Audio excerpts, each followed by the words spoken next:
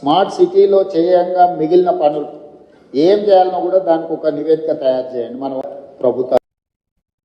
BJP రాష్ట్ర అధ్యక్షుడు రామచంద్రరావు పంట కొనుగోలు కేంద్రాలను సందర్శించి రైతుల సమస్యలు తెలుసుకున్నారు. రైతులు ఎదుర్కొంటున్న ఇబ్బందులను గుర్తించి తక్షణ చర్యలు తీసుకోవాలని ప్రభుత్వాన్ని కోరారు. కనీస మద్దతు ధర ప్రకారం చెల్లింపులు జరగాలని డిమాండ్ చేశారు.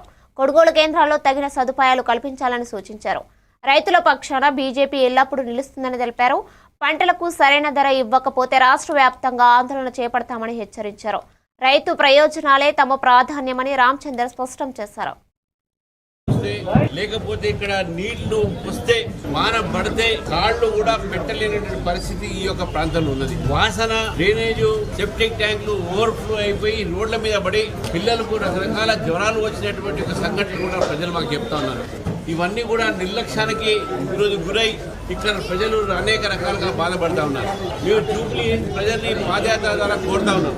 మీరు గతంలో ఒక అవకాశం ఇచ్చారు బీఆర్ఎస్ పార్టీకి, అంతకుముందు కాంగ్రెస్కి ఇచ్చారు. ఈ బై ఎలక్షన్ లో రేపు రాబోయేటటువంటి తెలంగాణ రాజకీయ మానచిత్రంలో మనం మార్పులు తీసుకురాగలుగుతాం. బీఆర్ఎస్ గెలిపిస్తే లాభం లేదు, ఎందుకంటే వాళ్ళు భారతీయ జనతా పార్టీ గెలిపిస్తే కాంగ్రెస్ పార్టీ చేస్తున్నటువంటి తప్పిదాలని మీ గొంతుకై, మీ వాయిస్ గా, వాణిగా మీ యొక్క సమస్యల పైన మాట్లాడటానికి దీపక్ రెడ్డి గారు ముందున్నారు. 10 సంవత్సరాలు బీఆర్ఎస్ కు అవకాశం ఇచ్చిన తర్వాత వాళ్ళు ఏం చేయలేదని చెప్పేసి వేరే పార్టీకి అవకాశం ఇస్తే ఒక్కసారి మోదీ గారు తీసుకున్న పథకాలని గుర్తుపెట్టుకుని బీజేపీని గెలిపించాల్సిందిగా మీ ద్వారా జూబ్లీ